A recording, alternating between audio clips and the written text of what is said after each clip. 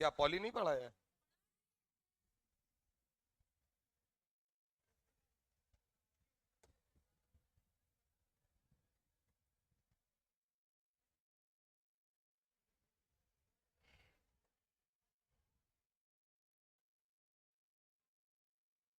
अगला हेडिंग डालिएगा, development of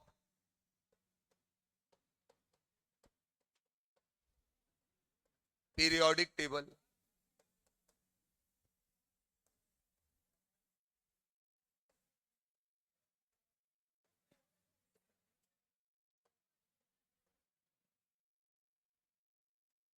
development of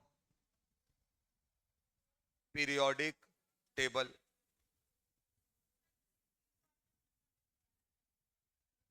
हाँ वही है, हो गया, वो पूरा हो गया। क्वांटम नंबर चारों बता ही दिए हैं, निकालने का तरीका रीका सब बता दिया है, इलेक्ट्रॉनिक कन्फ्यूग्रेशन लिखना सिखा दिया है। बोलो, आप बाउ से 1s2 2s2 2p6 कर सकते हो। अब अगर बात करें तो जो पीरियोडिक टेबल तुम्हारे पास है, वो पीरियोडिक टेबल कैसे बनी है, उस पे आज की क्लास पूरी है। आप एक एक करके साइंटिस्ट को समझते जाइए, किसने क्या बताया, उसका क्या कंसेप्ट रहा, उसके बारे में बातचीत हम लोग यहाँ पे कर लेंगे। तो पहला साइंटिस्ट था सर लेवोजियर।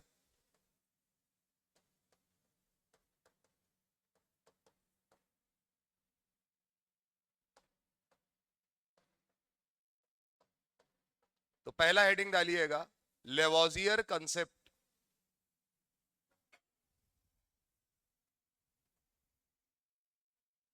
इसमें ज्यादा चक्कर नहीं है, धीरे धीरे आपको चीजें आ जाएंगी।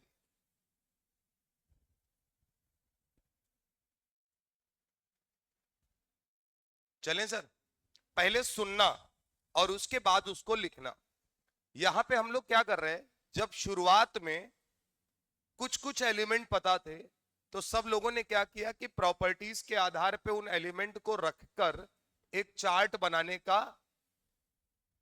एफर्ट लगाना शुरू किया कि भाई इस तरीके से रख दो, इस तरीके से रख दो। तो हर आदमी अपना अपना कंसेप्ट बता रहा था।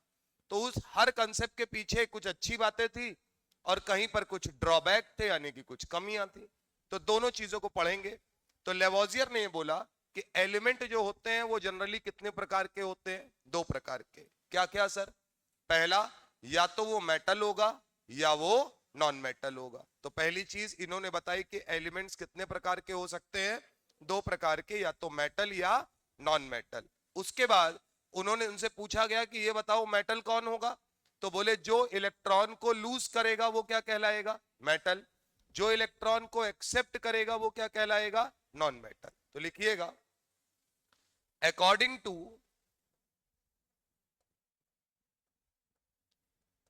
according to this theory, elements are elements are classified into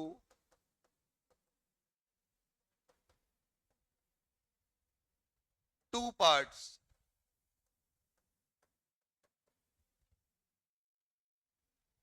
According to this theory, elements are classified into two parts. दो भागों में बांटा गया। क्या क्या था सर? उन्होंने कहा जो एलिमेंट है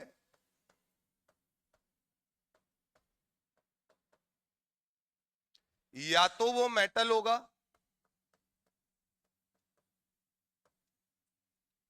और या वो नॉन मेटल होगा।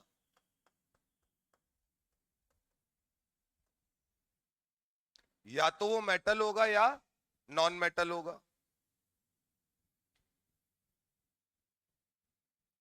अब मेटल कौन होता है? तो वो चीजें जो इलेक्ट्रॉन को क्या करती हैं, लूज करती हैं, वो क्या कहलाएगी, मेटल। तो मेटल में लिखिएगा, दोज एलिमेंट्स, ऐसे बेटा बना लेना और मेटल के नीचे लिखना,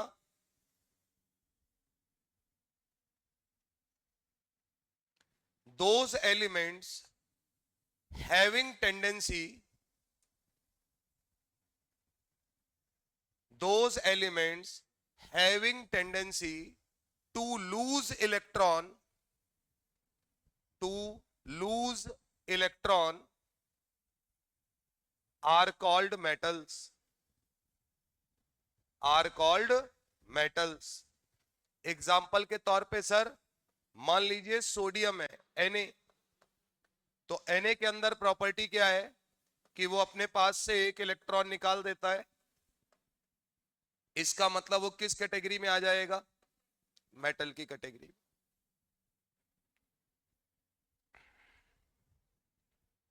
इधर आइए नॉन मेटल के लिए।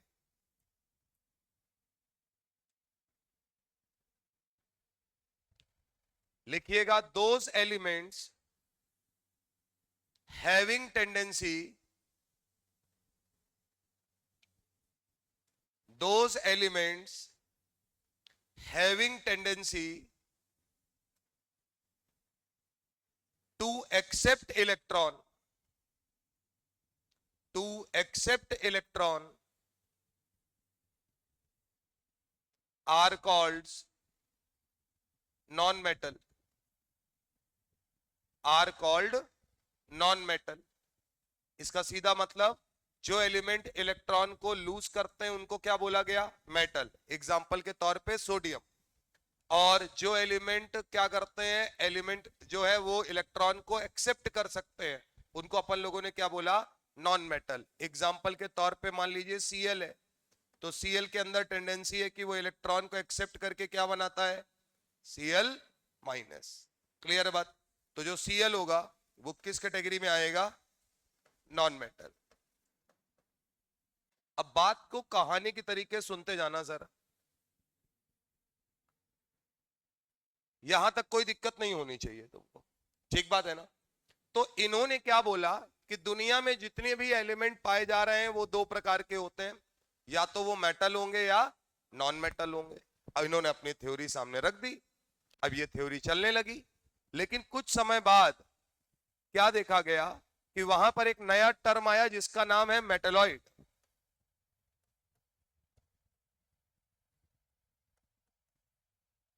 कौन आया बेटा? मेटलॉइड। अब मेटलॉइड ऐसी चीजें थी जिनके अंदर मेटल और नॉन मेटल दोनों की प्रॉपर्टीज थी। तो इसका मतलब इनकी कहानी तो गलत हो गई, यानी कि एलिमेंट असलियत में कितनी मतलब कितने भागों में बांटा जाना चाहिए था, या डिवाइड करना चाहिए था, या क्लासिफाई करना चाहिए था? तीन पार्ट्स में। क्या क्या? मेटल, नॉन मेटल और मेटलॉइड्स। तो पूछा जाता है कि जो लेवाइजियर का कंसेप्ट है, उस कंसेप्ट का बेटा ड्रॉबैक क्या है? तो उसका ड्रॉबैक या उसकी कमी क्या रह गई? मेटलॉइड्स। बना लीजिए, ड्रॉबैक में लिखिएगा मेटलॉइड लिखकर।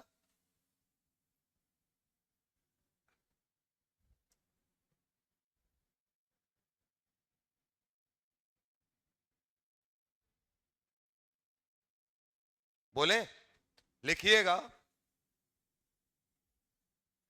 The drawback of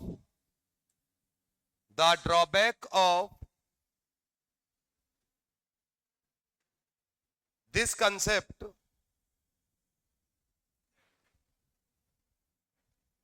is metalloids,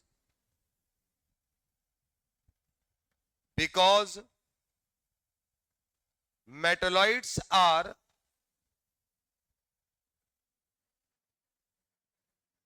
having tendency, metalloids are having tendency to lose electron, to lose electron, as well as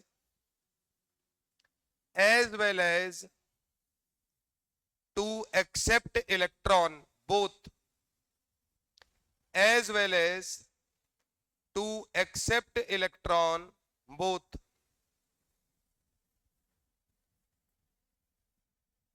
Means metalloids having tendency, metalloid having tendency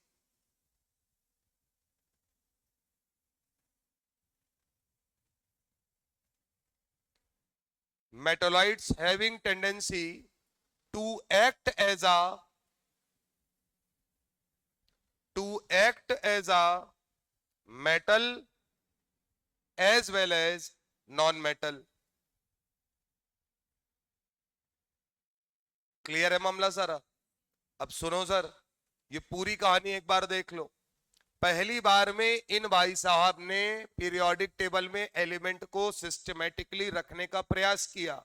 इन्होंने कहा जो एलिमेंट होगा वो कितने प्रकार का होगा? दो प्रकार का, या तो मेटल या नॉन मेटल। किसी ने पूछा ये बताओ मेटल कैसे पहचानेंगे? बोले वो सारे लोग जो इलेक्ट्रॉन अपने से छोड़ते हैं यानी लूज करते हैं, उन सबको क्या बोला गया? मेटल। जो इलेक्ट्रॉन को एक्सेप्ट करते हैं उनको क्या बोला गया?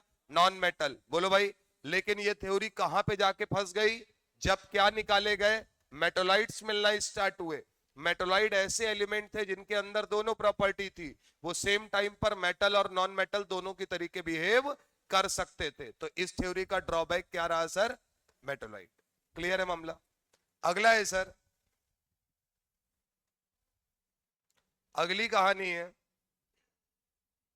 प्राउड्स हाइपोथेसिस। पॉइंट नंबर 2,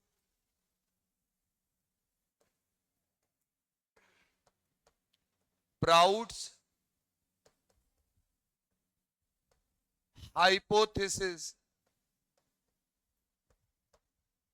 अब सुनते जाना, ये थ्योरी मालूम है कैसी है?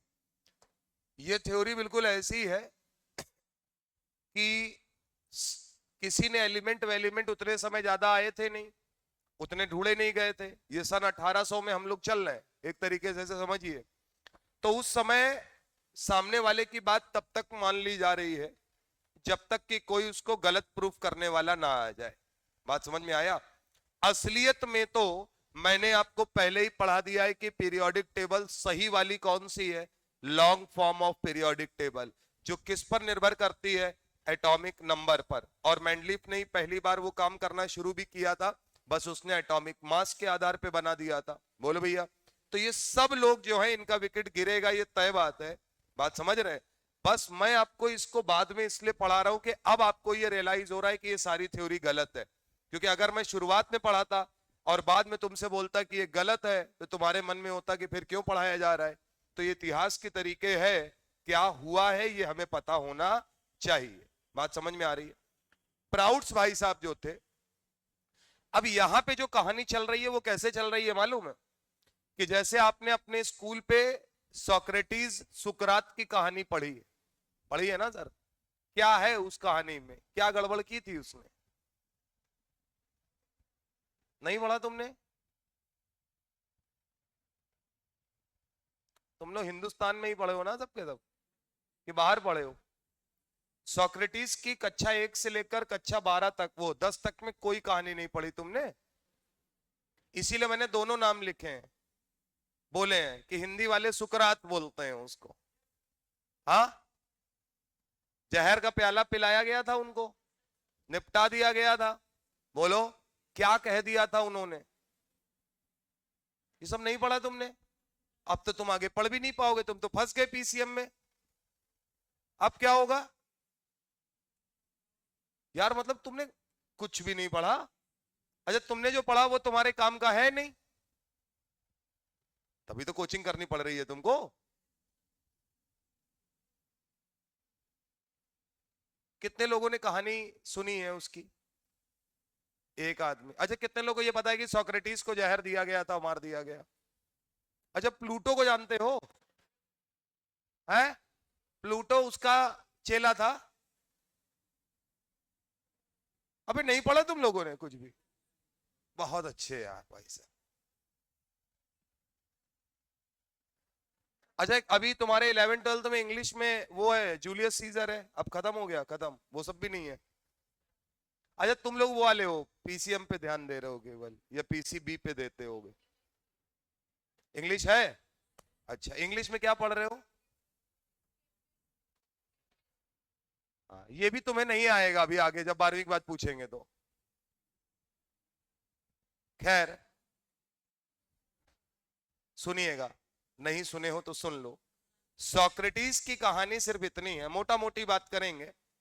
उसने क्या किया था कि उस टाइम पर, इतना तो पता होगा कि जितने भी ये मिस्र, यूनान, बात समझना, इन सबके जो देवता है वो एक है, अपने सूरज भगवान। जितने हैं सबके लिए सन है, वही उनका गॉड है बेसिकली। अगर मोटा मोटी आप बात देखेंगे तो वो सब में सन है। तो इसने केवल इतना बोला कि जो सन है वो स्टैटिक है, और जो अर्थ है वो क्या करती है, रिवॉल्व करती है। बात समझिएगा। तो आपको ये लगेगा कि इसमें कौन सी बड़ी बात है। तुम किसी के भगवान को ये कह दोगे कि वो एक जगह बैठा रहता है तो मामला गड़बड़ा जाएगा। और हम लोग भी हिंदू धर्म में देखो 7 घोड़े और सूरज भगवान सुबह सुबह निकलते हैं, चक्कर लगाते हैं, सारी कहानी। असलियत तुम्हें पता है? अच्छा, ये मालूम है कि ये भी नहीं मालूम है कि सन स्टैटिक है? हाँ नहीं साले, तुम्हें जहरी पिला के खत्म करें हम भी सोक्रेटिस की तरीके। हाँ मतलब इतने मासूम करें, ये सब तो नहीं पढ़ा है। क्या पढ़ा है? कुछ नहीं पढ़ा है। अब परेशान ना हो तुम, हम भी यूपी बोर्ड के, तुमको खुश होना चाहिए। नहीं समझे तुम? तुम्हें टेंशन लेने की जरूरत नहीं है। तुम ना समझो कि ये सब बातें क्या हो रही। इलियल सब इंग्लिश मीडियम वाले बैठे तो है सब, इनको कहाँ आता है कुछ, पढ़ाई में भी नहीं आ रहा, इनको कहानी भी नहीं सुनेंगे।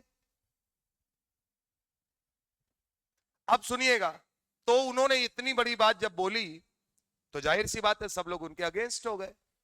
तो उनको लास्ट तक समझाया गया, बताया गया कि देखो बेटा, इससे कलाकारी नहीं करते हैं, मान लो बात को, बता दो और कह दो ना कि चलो ठीक है, हमने जो बोला था गलत है। दूसरा वो क्या करता था, लोगों को उनके बारे में जागरूक करता था। बात समझना, हम उस टाइम पे होते तो हम भी उसी तरीके का काम करते, हमको भी निपटा दिया गया होता। बात समझ रहे हो? तो कहानी सिर्फ इतनी है कि वो ऐसे बताता था कि कोई भी चीज अगर आप कर रहे हैं तो उसके पीछे का कुछ रीजन होगा, और वो रीजन आपको जानना चाहिए। मतलब इवन ये भी रीजन कि यही राजा क्यों है, इन्हीं परिवार क्यों राजा बन रहा है, इस पे भी वो कर रहा है। तो जाहिर सी बात है कि फिर आदमी पकड़ ही लेगा। और जो धीरे धीरे उसके फॉलोवर बढ़ने लगे तो उसको उठा के एक जगह पहुंचाया गया।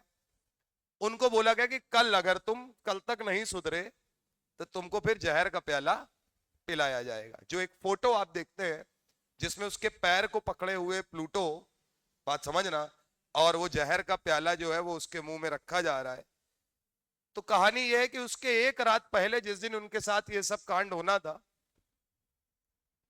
प्लूटो अपनी और लोगों को लेके दरवाजा, क्योंकि आदमी ठीक था वो, तो सब लोग उसके फेवर में थे, तो दरवाजा खोल दिया गया। बात समझना। अच्छा, इस कहानी में कुछ ये नहीं है कि श्री कृष्ण की तरीके की अंधेरा हुआ और सारा सैनिक सो गया और दरवाजा सारा खुल गया। बात समझ रहे हो ना? वो लोग यूनानी थे तो उनको ये सब नहीं कहानी मालूम था, नहीं तो हम लोग होते तो बहुत तगड़ा बना देते उस पे। अरे बोलो ना यार, हम लोग तो सीधा सा मतलब है, अगर कोई चमत्कार नहीं हुआ तो फिर मजा नहीं आना है कहानी में, तो इसलिए वो चमत्कार होना जरूरी है। तो खैर वो रात पहुंचा, उसने कहा भाई साहब अब तुम जो कह रहे हो सही है, अब यहां से चलो और निकलो, यहां से चला जाए। तो उसने कहा मैं भागूंगा नहीं। अब सोचो कितना बड़ा पागल था वो। बोले मतलब? बोले मैं भाग जाऊंगा तो आदमी समझेगा तो गलत बोल रहा, तो भाग गया। तो बोले तुम्हें मार देंगे। बोले उससे क्या फर्क पड़ता है। भाई साहब उस आदमी ने जहर पिया और मरा। लेकिन लास्ट में, अंत में जब चीजें बदली, तो कहानी यह है कि उस आदमी ने जो सोचा होगा उस टाइम पर, ना उसके पास कोई इक्विपमेंट था, ना इतनी चीजें थी, लेकिन उसके बावजूद भी उन्होंने इन सब बातों पे अपनी बात बताई। वैसे ही कहानी यहां चल रही। हाइपोथेसिस का मतलब सीधा सा है कि ये इनकी काल्पनिक बातें हैं। बोलो, लग गया अगर सही से निशाने पे तीर तो बोले बहुत बढ़िया काम किया तुमने, नहीं लगा तो बोले कि अच्छा गड़बड़ है, हटाओ। अब अच्छा, यहाँ पे जो थ्योरीज बन रही हैं उसमें जो अगला आदमी आ रहा है वो क्या कर रहा है कि पीछे वाले का कोई कांटेक्ट नहीं होना चाहिए बात का। नहीं समझे तुम? नए तरीके से जनता को बेवकूफ बनाना है। अगर पुराना तरीका लेके आएंगे तो कोई ना कोई समझ जाएगा और कहेगा अरे नहीं ये भी वैसा ही है। तो इसलिए ये नया, हर जो साइंटिस्ट आ रहा है वो कुछ नया बोलेगा आपके लिए। उसने क्या बोला था, एलिमेंट कितने प्रकार के होते हैं, दो प्रकार के। उसने एलिमेंट की बात की ना, क्योंकि एलिमेंट को रखना था। उसने कहा एलिमेंट दो प्रकार का होता है, और दो प्रकार का कौन सा, एक मेटल और दूसरा नॉन मेटल। मेटल कौन होता है, जो इलेक्ट्रॉन को लूज करता है। नॉन मेटल कौन होता है, जो इलेक्ट्रॉन को एक्सेप्ट करता है। बोलो भैया, उनकी कहानी कहां गड़बड़ा गई, मेटलॉइड्स आ गए। मेटलॉइड के अंदर क्या प्रॉपर्टी थी, वो मेटल और नॉन मेटल दोनों के तरीके बिहेव कर सकता। ये उसकी कहानी है ना। अब इनकी कहानी सुनना। इन्होंने कहा जितने भी एलिमेंट है वो सब हाइड्रोजन से बने। किससे, इसका पिछली बात से कोई लेना देना नहीं है। तो पहले इनकी बात लिखते हैं। All elements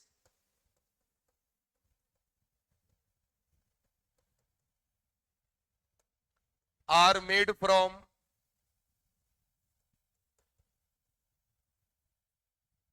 hydrogen, hydrogen atom.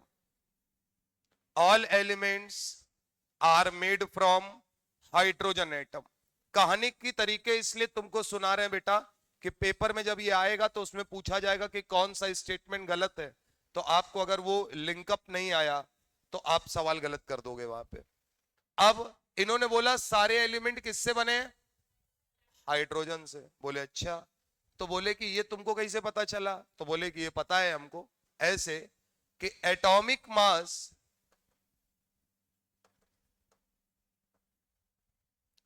Of any element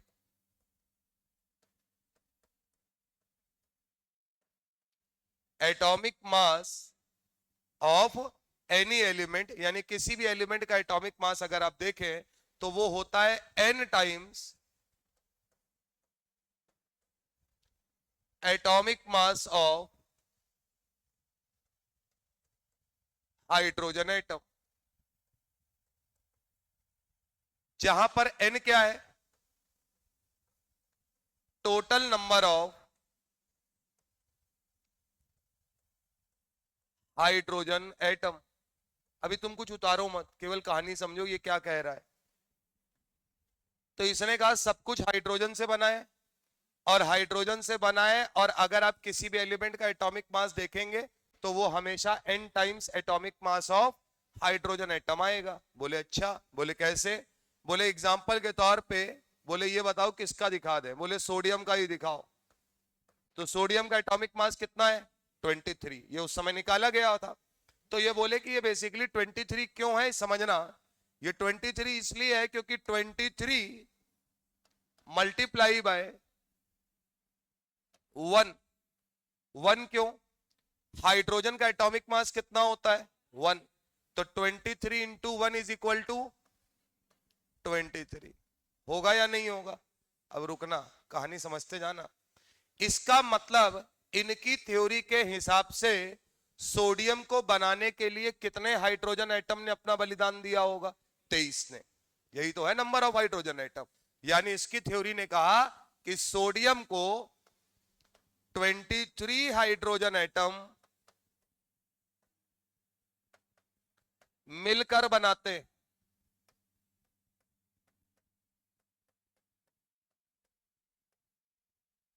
और सुनो, इतने गौर से ना सुनो, ये सब गलत है।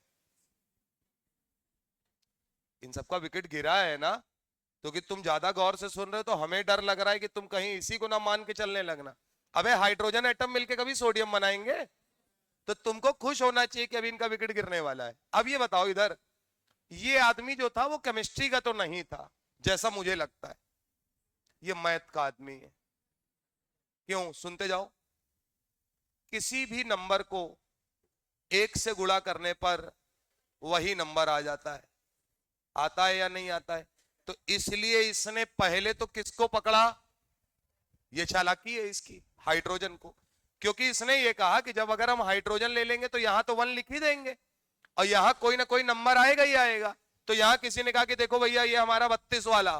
तो बोले अच्छा 32 है, इसका मतलब 32 गुणे 1, 32 हाइड्रोजन ने मिलकर इसको बनाया होगा। चलो निकलो। कोई आ गया कि भाई साहब ये हमारा छोटा सा बच्चा है, बात समझिएगा, इसका नाम कैल्शियम है, इसका एटॉमिक वेट 40 है। तो बोले 40, बोले तुम्हारा बच्चा 40 हाइड्रोजन एटम से मिलकर बना है। तो आदमी बोला कि यार ये तो बिल्कुल सही बता रहा है यार, बात समझना। अब इस थ्योरी का ड्रॉबैक क्या होगा सर,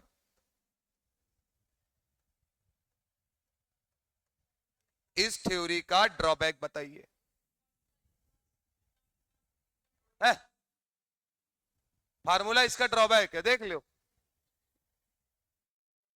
अच्छा, मैं एक एलिमेंट लिख रहा हूं, पहले उसको देखना, और वो एग्जांपल है, याद भी होना चाहिए।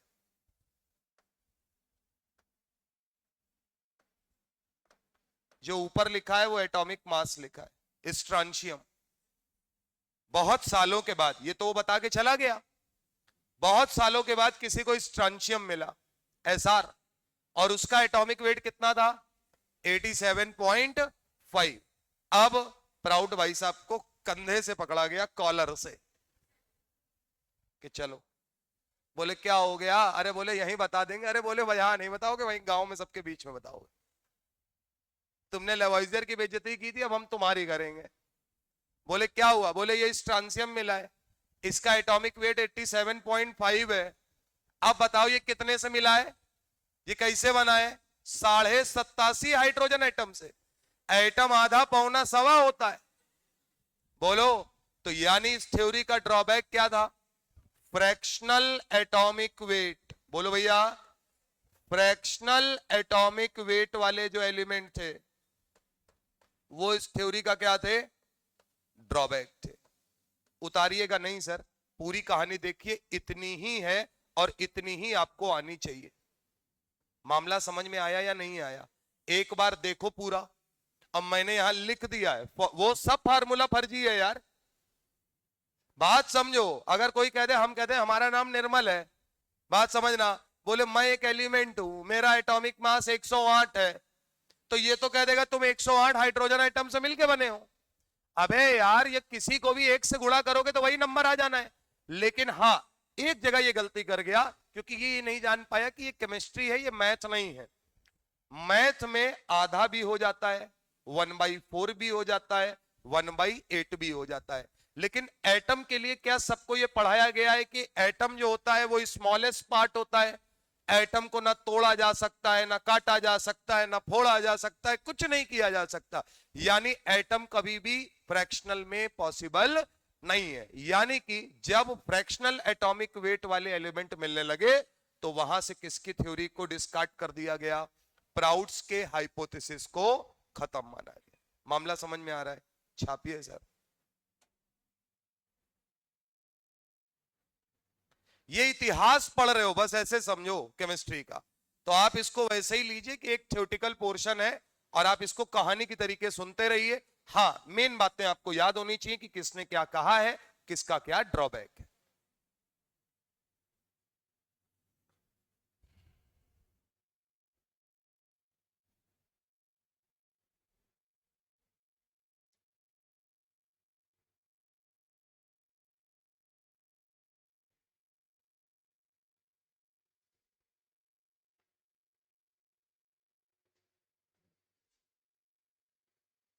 और फ्रैक्शनल एटॉमिक वेट में याद रखना, जो एग्जाम्पल मैंने लिखा है सुन लो, उस जमाने में जितने एलिमेंट थे उनमें जो पहली बार मिला होगा वही ड्रॉबैक का कारण रहा होगा। तो आप यहां पे कोई भी एलिमेंट नहीं ले सकते हैं जिसका एटॉमिक वेट फ्रैक्शनल है, बल्कि उस टाइम पर ड्रॉबैक किसने क्रिएट किया? स्ट्रांशियम ने। वो पहला एलिमेंट उस टाइम पर मिला जिसका एटॉमिक वेट कैसा था? फ्रैक्शनल था। ठीक बात है ना? अब जैसे बहुत लोग कहेंगे कि सर Cl35.5, तो बेटा उस टाइम पे वो नहीं था। बात समझ में आ रही है? तो ये ध्यान रखना है।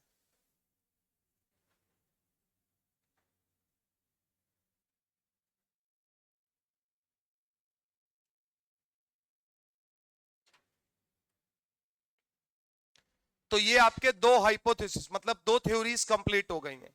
और ये आपकी समझ में आ रहा होगा कि ये सब लोग कुछ नए तरीके से ही कहानी आपके सामने रख रहे हैं। और सबकी कहानी दिलचस्प इसलिए है क्योंकि हर आदमी जनता को बेवकूफ बनाने के लिए एक नई थ्योरी लेके आया।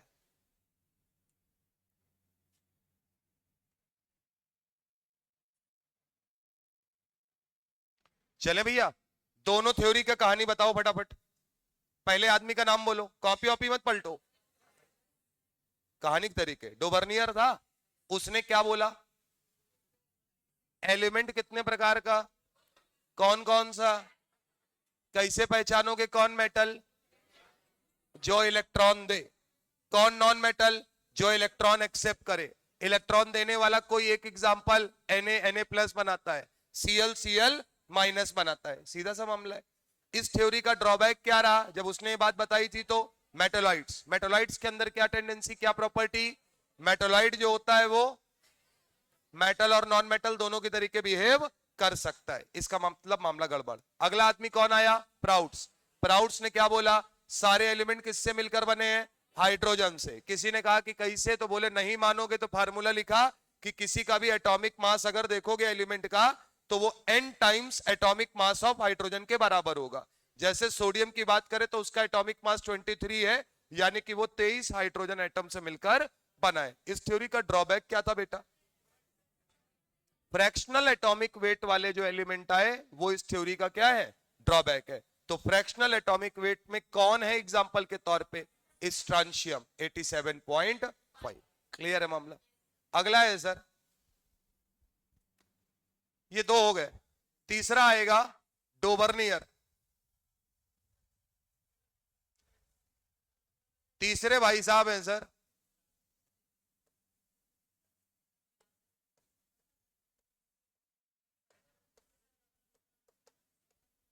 डोबर्नियर ट्राइड रूल।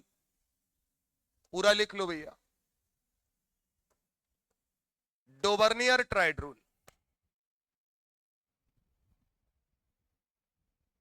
अब सुनना जरा, ये तीसरे नेता खड़े हुए, दूसरे का विकेट गिरा, इनसे कहा गया भाई तुम बोलो, तो इनको इतना पता था कि ये नहीं बताएंगे कि मेटल नॉन मेटल होता है, क्योंकि लेवोइजियर भाई साहब जो थे वो निपट गए थे, और ये तो बिल्कुल नहीं बताएंगे कि सब हाइड्रोजन से मिलके बने।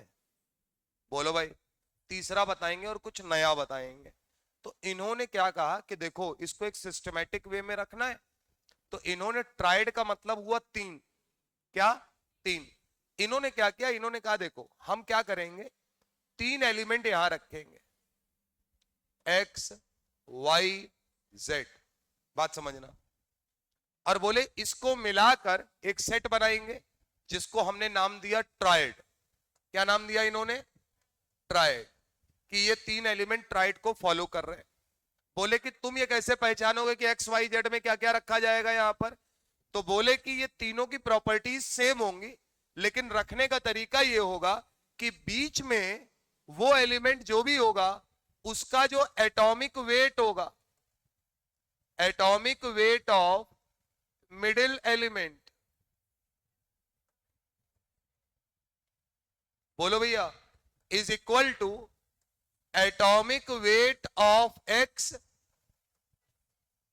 Plus atomic weight of Z divided by 2।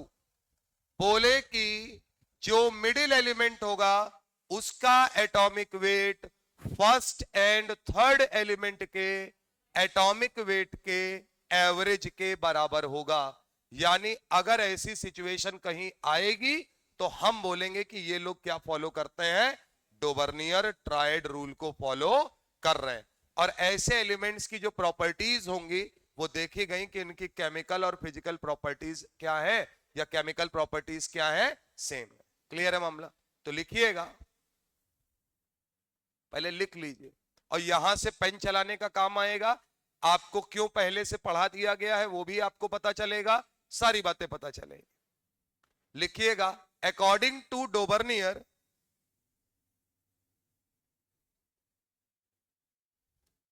according to Dobernier, he arranged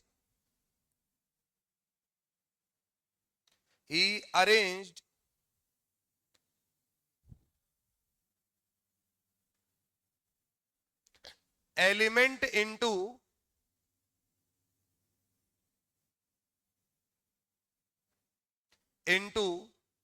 a triad। Triad में ब्रैकेट में लिखना हैविंग 3 एलिमेंट्स। ट्राइड किसको बोलोगे? Having 3 elements. Triad having 3 elements, comma करके आगे लिखना have same chemical properties, have same chemical properties,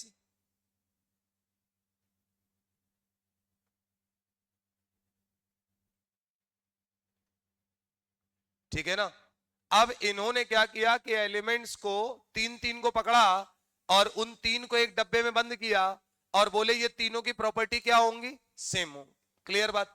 अब para change करके लिखना कि ये कैसे इसने ढूंढा होगा, कैसे बनाया होगा। तो लिखिएगा for follow triad rule, for follow triad rule, the atomic weight of middle element, the atomic weight of middle element is average atomic weight, is average atomic weight of first and third element,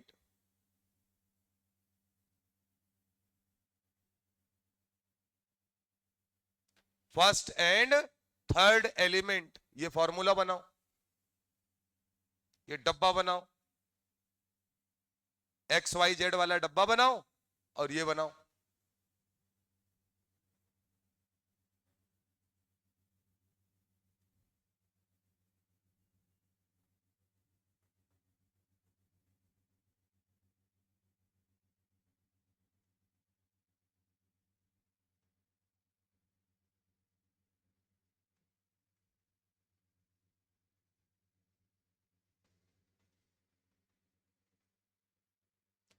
कुल मिलाकर इनके द्वारा यह कहा गया कि डोबर्नियर ने कहा कि हम तीन तीन एलिमेंट का एक सेट बनाएंगे और जब भी तुम उन डब्बों को उठाओगे तो तीनों एलिमेंट जो उसके अंदर पड़े होंगे उनकी केमिकल प्रॉपर्टीज क्या होंगी, सेम होंगी। तो किसी ने कहा ये तो अच्छी बात है, तुम अच्छी तरीके से क्लासिफाई कर रहे हो, यानी केमिकल प्रॉपर्टीज के आधार पर चीजों को बांटा।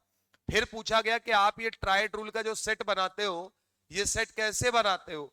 तो बोले हम क्या करते हैं कि कई सारे एलिमेंट लेते हैं और जब एलिमेंट का जो तीन एलिमेंट हम रख रहे हैं उसमें जब कभी भी मिडिल एलिमेंट का, जब कभी भी मिडिल एलिमेंट का जो एटॉमिक वेट होगा वो पहले और तीसरे एलिमेंट के एटॉमिक वेट के एवरेज के बराबर होगा, यानी कि फर्स्ट एलिमेंट और थर्ड एलिमेंट के एटॉमिक वेट को लेकर डिवाइडेड बाय 2 किया तो उसके लगभग बराबर ही आ जाए।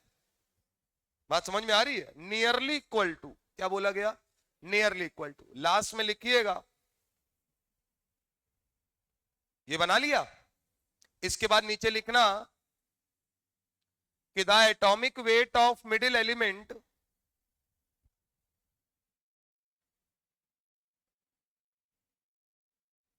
Nearly equal to the,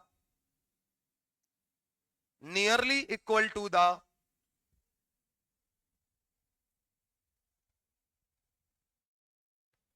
nearly equal to the average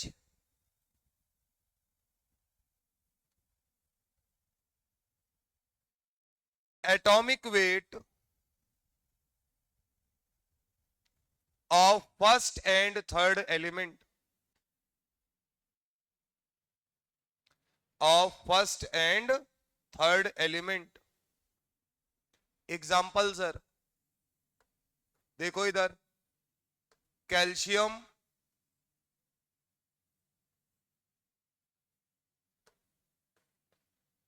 स्ट्रांशियम और बेरियम, इन्होंने एक सेट तैयार किया। ये बोले कि ये ट्रायड रूल को फॉलो करता है, इनकी प्रॉपर्टीज सेम है। आपने नई पीरियोडिक टेबल पढ़ी है, बेरिलियम, मैग्नीशियम, कैल्शियम, स्ट्रांशियम, बेरियम, यानी सेम प्रॉपर्टी होती है, यानी कि ये फॉलो कर जाएगा। ये तुम्हें समझ में आना चाहिए, ठीक बात। अब लेकिन ये डोबर्नियर ट्रायड रूल को फॉलो करेगा, ये उसने उस समय कैसे देखा होगा। अगर मैं इनके एटॉमिक वेट लिख दूंगा तो तुम समझ जाओगे। कैल्शियम का असली में एटॉमिक वेट होता है 40, स्ट्रांशियम का अभी आपने याद किया है 87.5, बेरियम का एटॉमिक वेट है 137। लिखिए।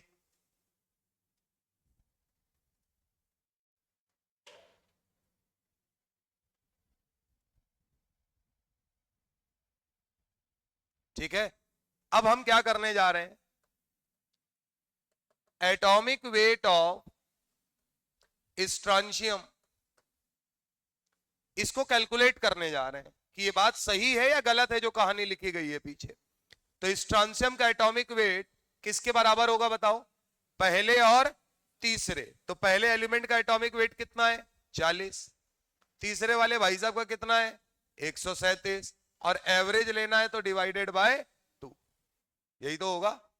कैलकुलेट करके बताओ कितना आता है। 88.5 आ रहा है या नहीं आ रहा है, यानी यहां से आया 88.5 आया। अब ये बताओ 88.5 आया है और स्ट्रॉन्शियम का होता कितना है 87.5, तो क्या ये नियरली इक्वल टू स्ट्रॉन्शियम के एटॉमिक वेट के बराबर है? बिल्कुल है, एक का डिफरेंस, दो का डिफरेंस माना जाता है। तो इसका मतलब ये लोग किसको फॉलो करेंगे, ट्राइड रूल को। तो बोला गया, यहां से रिजल्ट आया, ये सब उसने किया होगा, तो यहां से रिजल्ट आया कि ये जो है ये क्या करेगा, फॉलो ट्राइड रूल, यानी इन तीनों की केमिकल प्रॉपर्टीज आपस में क्या होंगी, सेम होंगी। तो तुमको ये लगेगा कि इसमें कौन सी बड़ी बात है, ठीक है, सही काम कर रहा है। बोलो भैया। इस थ्योरी का ड्रॉबैक था, ये थ्योरी सब जगह लगी, लेकिन ये डी एंड एफ ब्लॉक में नहीं लगी। कहां नहीं लगी sir, D and F block, यानी ट्रांजिशन एलिमेंट जो थे उनमें ये थ्योरी काम नहीं की। बात समझ में आ रही है? तो बगल में लिखिएगा ड्रॉबैक।